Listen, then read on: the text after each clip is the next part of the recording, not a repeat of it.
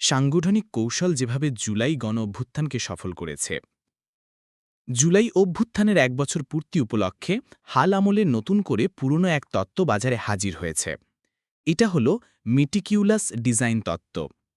সম্প্রতি এক ফেসবুক পোস্টে ২৪-এর গণ-অভ্যুত্থানের অন্যতম সংগঠক ও বর্তমান তথ্য উপদেষ্টা মাহফুজ আলম দাবি করেছেন, আংশিক হলেও একটা অভ্যুত্থান নিগূঢ় পরিকল্পনা অনুসারে ঘটেছে। মাহফুজ আলমের এই মন্তব্যের সঙ্গে আমি পুরোপুরি একমত হতে পারিনি। তবে ছাত্রেরা যে দীর্ঘ সময় ধরে পরিকল্পনা করেই আন্দোলনের জন্য প্রস্তুত হয়েছেন, সেটা আমি এই লেখার অবয়বে তুলে ধরব। ২. সামাজিক বিজ্ঞানে কেন্দ্রীয় পরিকল্পনা নিয়ে এক ধরনের তত্ত্ব চালু আছে। এই তত্ত্ব অনুসারে সামাজিক বা অর্থনৈতিক বিষয়াদি আগে থেকে পরিকল্পনা করে আসলে পুরোপুরি বাস্তবায়ন করা যায় না। এই বিষয়ে ফ্রেডারিক হায়াককে স্মরণ করতে হয়।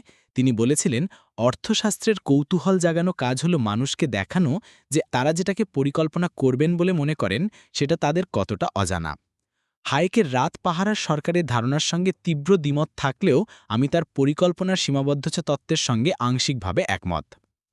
কোনো আন্দোলন বা অভ্যুত্থানের পূর্ব পরিকল্পনা থাকতেই পারে, কিন্তু তা বাস্তবায়নের বিভিন্ন পর্যায়ে বাস্তবতা এতই বিচিত্র থাকে যে সেই পরিকল্পনা নানা সময় ভেস্তেও যেতে পারে।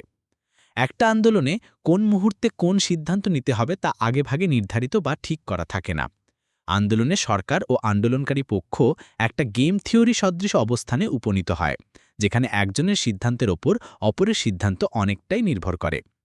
ছাত্র নেতৃত্বের কৃতিত্ব এখানেই যে তারা গেম থিওরির বিশেষজ্ঞের মতো সরকারকে বুদ্ধির খেলায় কুপোকাত করতে পেরেছেন। সেসব কুপোকাতের মধ্যে বিশেষভাবে উল্লেখযোগ্য একটি ঘটনার উদাহরণ দেওয়া যেতে পারে। ডিবি হারুন, অর্থাৎ ঢাকা মহানগর গোয়েন্দা পুলিশের সাবেক অতিরিক্ত কমিশনার মোহাম্মদ হারুনুর রাশিদ আন্দোলনের সামনের সারির নেতাদের তুলে নিয়ে তাদের দিয়ে আন্দোলন প্রত্যাহারের ঘোষণা দিতে বাধ্য করেছিলেন। এটা ছিল একটি নাটক। এর প্রত্যুত্তরে বাইরে থাকা ছাত্র নেতৃত্ব আন্দোলন চালিয়ে যাওয়ার ঘোষণা দেন। এই ঘোষণা আন্দোলন অব্যাহত রাখতে এবং আন্দোলনের গতিপথ নির্ধারণে নিয়ামক ভূমিকা পালন করেছে। একই রকম নাটক নিরাপদ সড়ক আন্দোলনের সময়ও করা হয়েছিল। তখনও একদল ছাত্রকে আন্দোলনের নেতা বানিয়ে আন্দোলন প্রত্যাহারের ঘোষণা দেওয়ানো হয়েছিল। কিন্তু জুলাইয়ে তফাৎ ছিল এই যে এবার আন্দোলনকারীদের হাতে ছিল মোক্ষম এক অস্ত্র, সংগঠন।